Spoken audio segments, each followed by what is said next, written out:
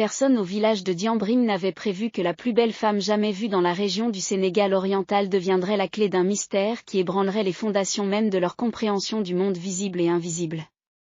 Ce matin-là, quand Ousmane Tol aperçut pour la première fois cette créature d'une beauté surnaturelle glisser entre les fromagers centenaires de la forêt sacrée, quand il remarqua qu'aucun bruit de pas n'accompagnait sa démarche gracieuse, quand il réalisa que les animaux se taisaient sur son passage comme si la nature elle-même retenait son souffle, il comprit qu'il venait de croiser quelque chose qui n'appartenait pas entièrement à ce monde. La femme était là, ondulant avec une grâce hypnotique entre les arbres, sa peau d'ébène luisant sous les rayons de soleil filtrés par la canopée, ses cheveux tressés ornés de coris scintillant comme des étoiles, mais ses mouvements défiant toutes les lois de la physique terrestre. Elle semblait danser sur l'air lui-même, ses pagnes multicolores flottant autour d'elle comme portés par des vents que lui seul pouvait sentir. Mais était-ce vraiment une femme ? Ou quelque chose de plus ancien, de plus dangereux, quelque chose qui utilisait la beauté comme appât pour attirer les âmes égarées vers des destins inimaginables ?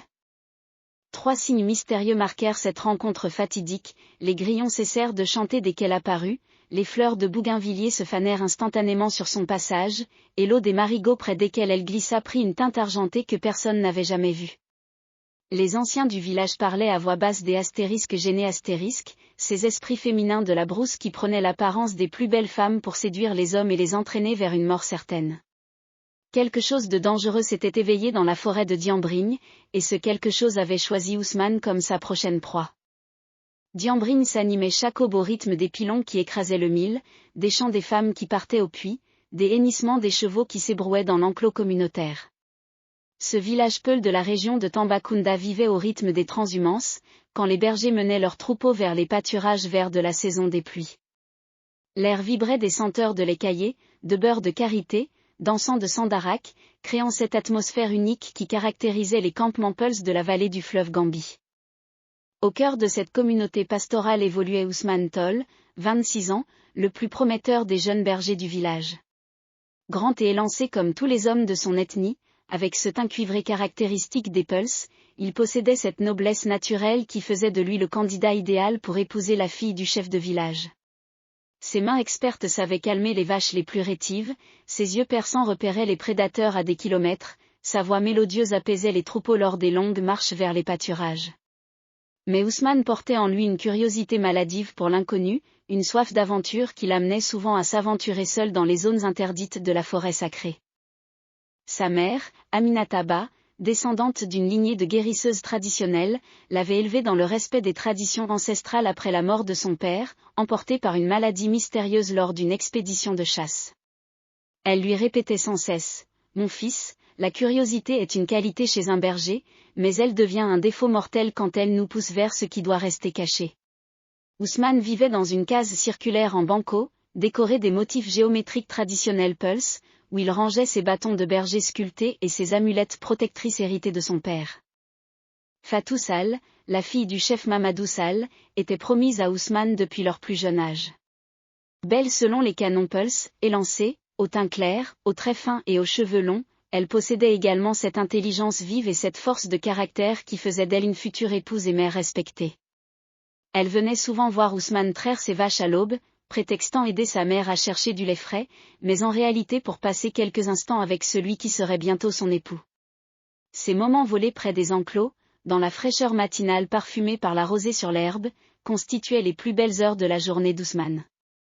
Le village comptait aussi des personnages marquants, Papa Damba, le vieux griot à la barbe blanche, gardien des épopées Peuls et des généalogies ancestrales, dont la voix grave résonnait chaque soir autour du feu communautaire, Sédou le marabout, fin connaisseur du Coran et des sciences ésotériques, qui préparait les gris-gris protecteurs et lisait l'avenir dans les signes célestes, et Bokar le chasseur, ancien compagnon du père d'Ousmane, qui connaissait tous les secrets de la forêt mais refusait catégoriquement de s'aventurer dans certaines zones qu'il qualifiait de « territoire des anciens maîtres ». Depuis la dernière saison sèche, pourtant, une inquiétude sourde planait sur Diambrigne. Plusieurs bergers avaient disparu mystérieusement en menant leurs troupeaux vers les nouveaux pâturages, leurs animaux revenant seuls au village, affolés et mugissant de terreur. Les femmes rapportaient l'avoir entendu des chants étranges venant de la forêt pendant les nuits de pleine lune, des mélodies d'une beauté envoûtante qui donnaient envie de quitter ses occupations pour aller danser sous les étoiles. Les anciens murmuraient que les esprits de la brousse réclamaient un tribut que la communauté avait négligé de payer. Ce jeudi-là, alors qu'Ousmane menait son troupeau vers les pâturages de la rive sud du marigot de Kédougou, l'événement qui allait bouleverser sa destinée se produisit. Il était midi passé, l'heure où le soleil transforme la savane en fournaise et où même les animaux cherchent l'ombre des acacias épineux. Ses vaches paissaient tranquillement près d'une mare temporaire quand il aperçut, à la lisière de la forêt interdite, une silhouette féminine d'une beauté à couper le souffle. Elle était là, immobile dans un rayon de lumière dorée, comme si elle posait pour un artiste invisible. Sa peau d'un noir profond brillait d'un éclat surnaturel, ses traits d'une perfection sculpturale semblaient taillés par les dieux eux-mêmes. Elle portait un grand boubou blanc brodé de fils d'or, des bracelets d'argent qui tintaient mélodieusement à ses poignets, un foulard de soie rouge noué avec une élégance princière. Ses yeux, immenses et lumineux, croisèrent ceux d'Ousmane à travers la distance, et dans ce regard, il lut une invitation aussi claire que dangereuse. Lorsqu'elle commença à marcher, ou plutôt à glisser, vers la profondeur de la forêt, se retournant régulièrement pour s'assurer qu'Ousmane la suivait, 3 détails troublants auraient dû alerter le jeune berger. D'abord, ses mouvements étaient trop fluides, comme si elle flottait à quelques centimètres du sol. Ensuite, aucun bruit ne trahissait sa présence, ni froissement de tissu, ni craquement de brindilles, ni souffle de respiration. Enfin, et c'était le plus inquiétant, elle laissait derrière elle un parfum de fleurs de baobab et d'encens, mais aucune trace dans la terre rouge de la savane.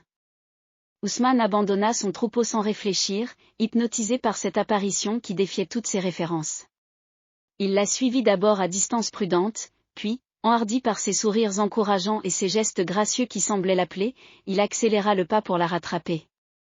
Plus il s'enfonçait dans la forêt, plus la végétation devenait dense et luxuriante, comme si cette partie de la brousse obéissait à des lois climatiques différentes du reste de la région.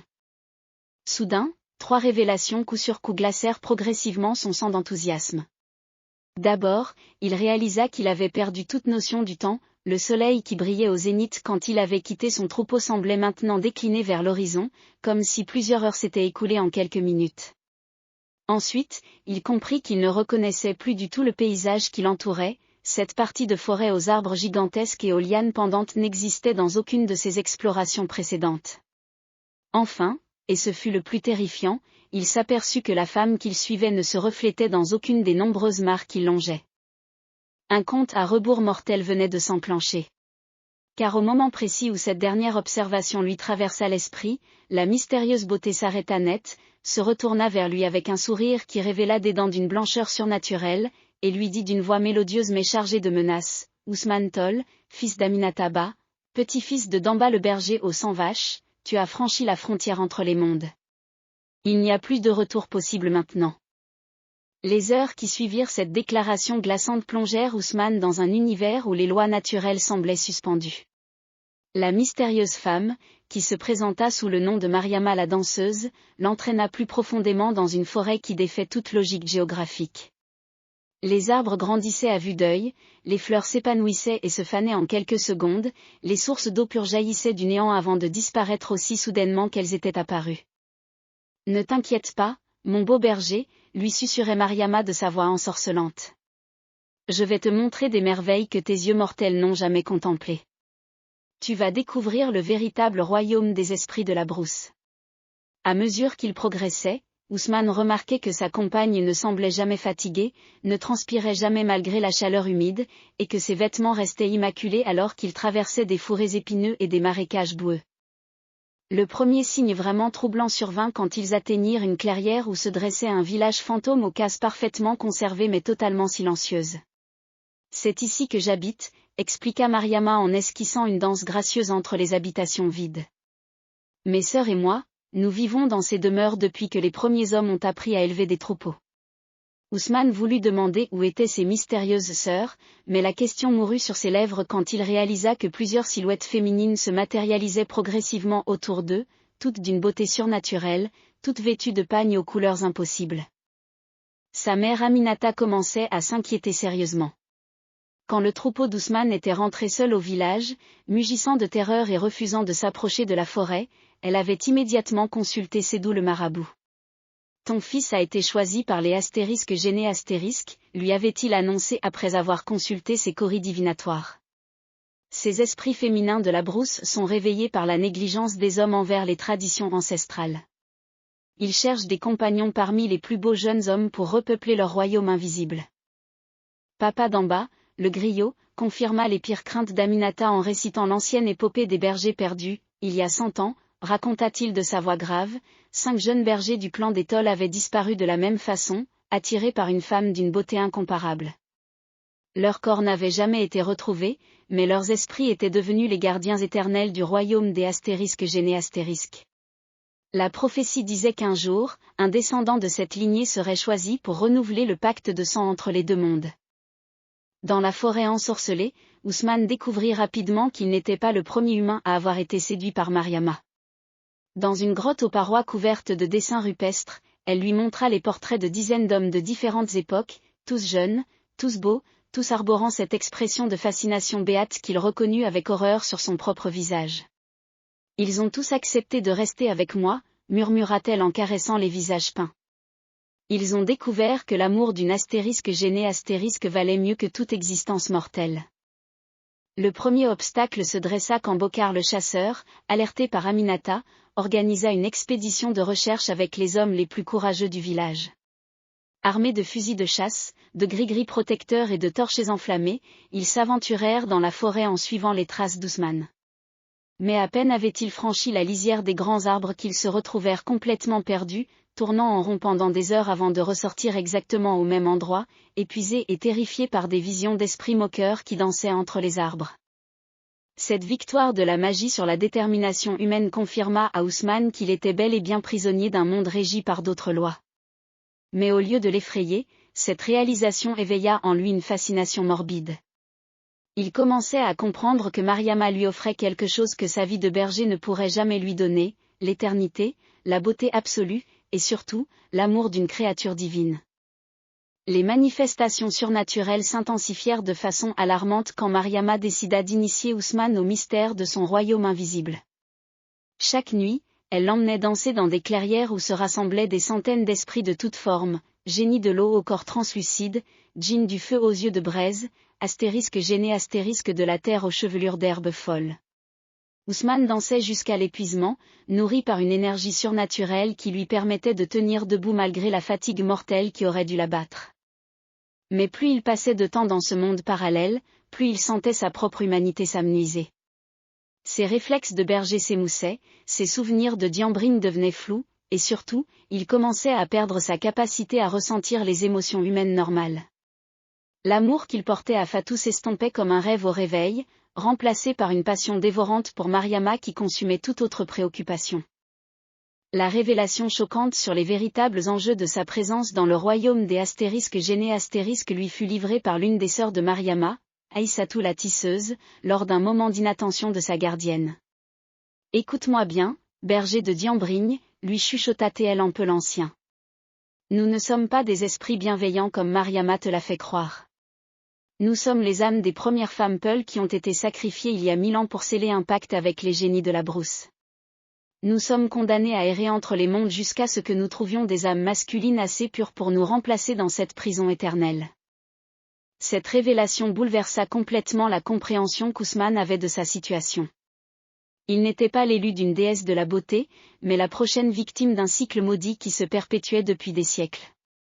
Les ***génie cherchaient des hommes non pas pour les aimer, mais pour échanger leurs âmes contre leur liberté.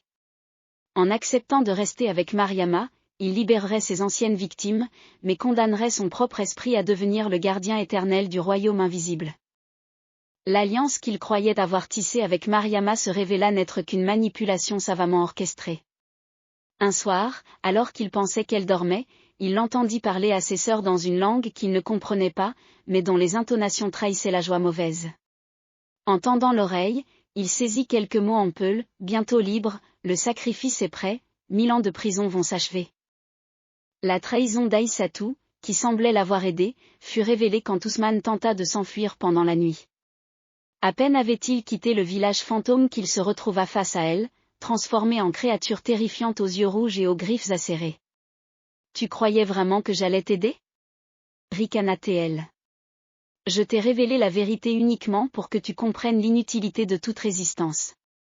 Nous sommes toutes complices dans cette affaire, berger naïf. Mariama joue la séductrice, moi je joue la confidente compatissante, mais notre but est le même, faire de toi notre remplaçant. Sa fuite éperdue dans une forêt qui changeait constamment de configuration devint un cauchemar éveillé. Les arbres se déplaçaient pour lui barrer le chemin, les lianes s'animaient pour entraver ses pas, les sources d'eau se transformaient en sable mouvant dès qu'il tentait de les traverser. Derrière lui, les rires cristallins des astérisques gênés résonnaient comme une meute de prédateurs se rapprochant inexorablement de leur proie. Le sacrifice douloureux mais nécessaire se présenta sous la forme d'un choix impossible. Pour échapper temporairement à ses poursuivantes, Ousmane dut accepter de boire l'eau d'une source maudite que gardait un vieux génie du fleuve. Cette eau lui donna la force de courir plus vite que le vent, mais elle commença aussi à transformer son corps, écaillant sa peau, allongeant ses membres, lui donnant des attributs qui n'étaient plus entièrement humains. La confrontation finale avec Mariama survint dans le cœur même du royaume des astérisques gênés une cité spectrale aux architectures impossibles où se mêlaient tous les styles des civilisations africaines disparues. Là, entourée de ces centaines de sœurs transformées en tribunal divin, elle révéla enfin sa véritable nature et les liens ancestraux qui l'unissaient à Ousmane. Tu es le descendant direct de Dambatol, le berger qui nous a trahis il y a 1000 ans, proclama-t-elle d'une voix qui résonnait comme le tonnerre. C'est lui qui a accepté notre or en échange de sa promesse de nous épouser, puis qui s'est enfui avec notre trésor pour fonder ton village. Nous avons patienté pendant 40 générations pour que naisse un de ses descendants assez pur pour réparer cette injustice ancestrale.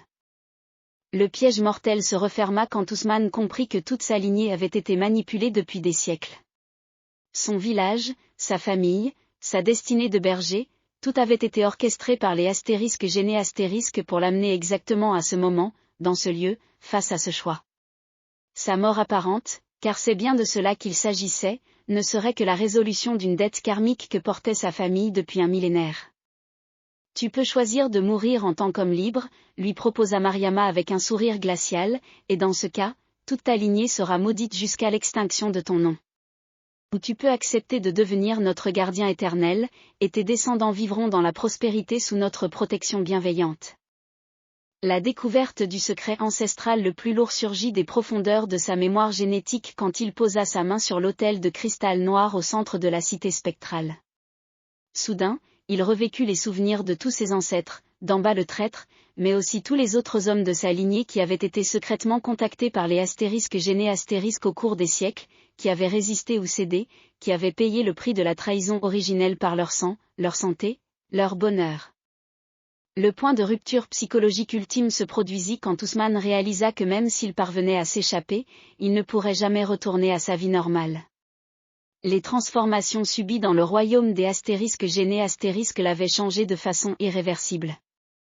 Sa peau gardait des reflets métalliques, ses yeux brillaient d'un éclat surnaturel, et surtout, il entendait maintenant en permanence les voix des esprits de la brousse. Il était devenu un être hybride, ni complètement humain ni tout à fait esprit, condamné à errer entre les deux mondes. Le moment de vérité absolue éclata quand Ousmane, acculé au centre de la cité spectrale, découvrit le secret ultime que Mariama avait gardé pour la fin, elle n'avait pas de pied. Ce détail qu'il n'avait jamais réussi à observer clairement était la clé de toute l'énigme. Les astérisques gênés authentiques étaient des esprits incomplets, dépourvus de certains attributs physiques qui les empêchaient de se matérialiser totalement dans le monde des vivants. C'est pourquoi elles avaient besoin d'un corps masculin complet pour servir de réceptacle à leur essence et leur permettre de franchir définitivement la barrière entre les mondes. Le premier retournement de situation surgit quand Mariama, révélant enfin ses membres inférieurs, dévoila qu'elle se terminait par des serpents d'argent à la place des jambes. Cette vision terrifiante expliquait sa démarche glissée, l'absence de traces de pas, et sa capacité à se déplacer silencieusement. Tu comprends maintenant pourquoi j'ai besoin de ton corps, berger de Diambrigne, siffla-t-elle. En fusionnant avec ton essence, j'obtiendrai enfin les jambes humaines qui me permettront de marcher librement sur la terre des mortels. Le deuxième retournement, encore plus terrifiant, révéla que toutes les autres astérisques gênés étaient affectées de difformités similaires, certaines n'avaient pas de bras, d'autres pas de tête visible, quelques-unes n'étaient que des troncs flottants terminés par des queues de poissons phosphorescentes.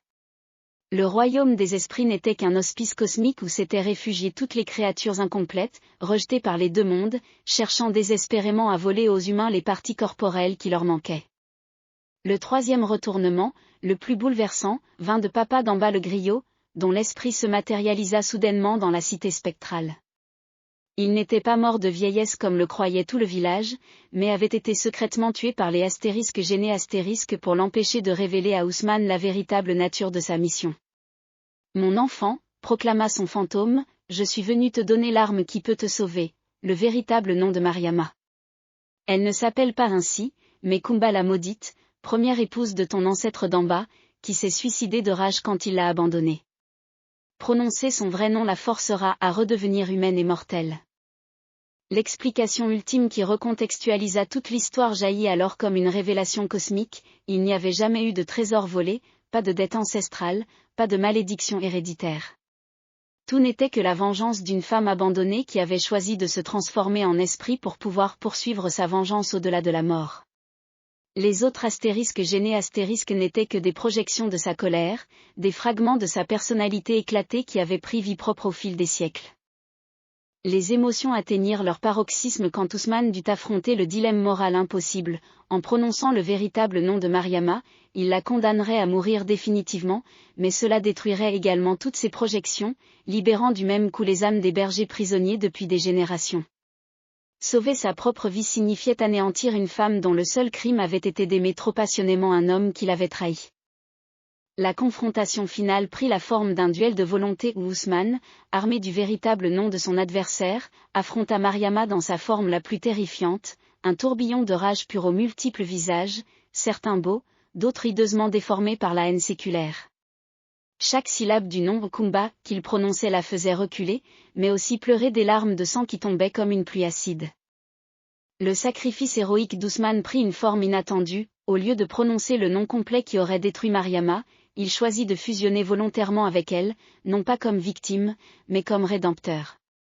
En acceptant de partager sa propre essence avec l'esprit brisé de cette femme abandonnée, il lui offrit enfin la paix qu'elle cherchait depuis 1000 ans, mais au prix de sa propre humanité. Les conséquences cosmiques de cette décision se manifestèrent instantanément, le royaume des astérisques gênés astérisques se transforma en un jardin paradisiaque où tous les esprits incomplets trouvèrent enfin leur complétude. Mariama, réconciliée avec son passé grâce au sacrifice d'Ousmane, put enfin rejoindre ses ancêtres dans l'au-delà véritable. Et Ousmane, devenu l'esprit gardien de la forêt, obtint le pouvoir de protéger tous les bergers futurs contre les dangers de la brousse. Les conséquences du sacrifice d'Ousmane résonnèrent bien au-delà du simple village de Diambrigne, transformant à jamais la relation entre les communautés Peul et les esprits de la brousse. Fatou Sall, sa fiancée, ne se maria jamais, mais devint la première femme berger de la région, guidant les troupeaux avec une intuition surnaturelle qui lui permettait de prévoir les dangers et de trouver les meilleurs pâturages. Elle affirmait entendre parfois la voix d'Ousmane dans le murmure du vent, la guidant vers les sources cachées et l'avertissant des prédateurs. Aminataba, la mère d'Ousmane, se transforma en une guérisseuse légendaire dont les décoctions pouvaient soigner les maux les plus mystérieux. Elle avait développé la capacité de communiquer avec l'esprit de son fils, qui lui transmettait les secrets des plantes médicinales utilisées par les astérisques gênés astérisques depuis des millénaires. Chaque matin, elle trouvait près de sa case des herbes inconnues que nul botaniste n'avait jamais répertoriées, accompagnées de petits dessins dans le sable qui lui indiquaient leur usage thérapeutique. Bokar le chasseur, hanté par son échec à sauver Ousmane, consacra le reste de sa vie à cartographier minutieusement la forêt sacrée. Il découvrit que certaines zones changeaient effectivement de configuration selon les phases lunaires, et que d'autres restaient définitivement protégées par des barrières invisibles. Ces cartes devinrent des documents précieux transmis de génération en génération, permettant aux chasseurs futurs d'éviter les pièges du monde invisible tout en respectant ses frontières. La transformation la plus profonde toucha l'ensemble de la communauté Peul de la région. L'histoire d'Ousmane devint le fondement d'un nouveau rituel d'initiation. Avant de pouvoir mener seuls leurs troupeaux dans la brousse, les jeunes bergers devaient passer une nuit complète à la lisière de la forêt sacrée, apprenant à reconnaître les signes qui distinguent les apparitions bienveillantes des créatures dangereuses. Ce rite de passage réduisit considérablement le nombre de disparitions mystérieuses dans la région. Mais la leçon la plus profonde de cette épopée résidait dans la compréhension que la beauté pouvait être l'arme la plus redoutable des esprits malfaisants. Les anciens enseignèrent désormais aux jeunes que l'attirance irrésistible pour une beauté parfaite était souvent le premier signe d'un piège surnaturel. Cette sagesse se cristallisa dans un nouveau proverbe peul, la gazelle la plus belle guide parfois vers l'antre du lion. L'épilogue de cette histoire trouve sa résonance dans les générations qui suivirent. 100 ans plus tard, quand les premiers explorateurs européens arrivèrent dans la région de Tambacounda, ils furent frappés par l'extraordinaire habileté des bergers peuls à naviguer dans des territoires que leurs propres guides qualifiaient d'impraticables. Ces pasteurs semblaient posséder un sixième sens qui leur permettait d'éviter les zones dangereuses tout en trouvant miraculeusement les passages secrets vers les meilleurs pâturages. Ce que les colonisateurs ne comprenaient pas, c'est qu'ils étaient les témoins des fruits de l'enseignement d'Ousmane l'Esprit Gardien. Chaque berger portait en lui la mémoire transmise de cette terrible aventure, et cette mémoire était devenue leur plus sûre protection. Ils avaient appris à lire les signes invisibles, à faire la différence entre les mirages créés par la soif et les illusions tissées par les esprits, entre la vraie beauté et celle qui masque la mort. La légende d'Ousmane se répandit dans toute l'Afrique de l'Ouest, adaptée aux croyances de chaque peuple. Au Burkina Faso, on racontait l'histoire d'un berger Mossi qui avait suivi une femme antilope jusqu'au royaume des génies. Au Niger, les Touaregs chantaient l'épopée d'un chamelier qui s'était épris d'une djinniyah du désert. En Guinée, les Malinqués transmettaient le récit d'un chasseur séduit par une femme panthère. Mais dans toutes ces versions, le message restait le même, la curiosité mal maîtrisée et l'attirance pour la beauté surnaturelle pouvaient conduire à la perdition. Aujourd'hui encore, dans les campements nomades du Sahel, quand les bergers se rassemblent autour du feu pour la veillée nocturne, ils racontent aux enfants l'histoire d'Ousmane et de Mariama la danseuse sans pied. Ils leur apprennent à observer attentivement les femmes inconnues qu'ils pourraient rencontrer dans la brousse, à vérifier discrètement qu'elles laissent bien des traces de pas dans la terre, qu'elles projettent une ombre sous le soleil, qu'elles se reflètent dans l'eau des marigots. Car la véritable leçon de cette épopée dépasse la simple mise en garde contre les esprits trompeurs. Elle nous enseigne que la beauté authentique s'accompagne toujours d'imperfections humaines qui la rendent touchante, tandis que la beauté parfaite, trop lisse, trop idéale, cache souvent des intentions qui ne le sont pas. L'histoire d'Ousmane nous rappelle que l'amour véritable naît de l'acceptation de l'autre dans sa totalité, avec ses défauts et ses manques, et non de l'éblouissement face à une perfection illusoire. La chute qui hante l'esprit et traverse les générations réside dans cette interrogation fondamentale: combien de Mariama sans pied croisent nos chemins quotidiens, sous des formes modernes? Combien de beautés parfaites exhibées sur nos écrans cachent-elles des vides béants là où devraient se trouver l'authenticité et la sincérité? L'histoire du berger séduit par la danseuse invisible n'est pas seulement celle d'un homme du passé confronté aux esprits de la brousse, c'est celle de notre époque face au mirage de la perfection artificielle. Et c'est ainsi que la légende d'Ousmane continue de danser, invisible mais présente, dans les méandres de nos vies contemporaines, nous rappelant qu'il faut toujours regarder où posent les pieds ceux qui nous font perdre la tête, et que la vraie beauté, celle qui mérite qu'on la suive jusqu'au bout du monde, laisse toujours des traces humaines et imparfaites dans le sable de notre mémoire. Dans les nuits de pleine lune, quand le vent soulève la poussière rouge de la savane, on peut encore entendre, pour qui s'est écouté, le tintement des bracelets d'argent de Mariama la danseuse, devenue gardienne bienveillante de tous ceux qui savent résister au charme de la beauté trompeuse. Et parfois, dans le silence de l'aube, résonne l'écho d'une voix masculine qui chante en peul: la plus belle des femmes est celle qui marche à tes côtés dans la poussière du chemin, pas celle qui danse dans les nuages de tes rêves. Méfie-toi de la beauté qui ne laisse pas de traces, car elle risque de faire disparaître les tiennes à jamais. Proverbe peul de Diambrigne.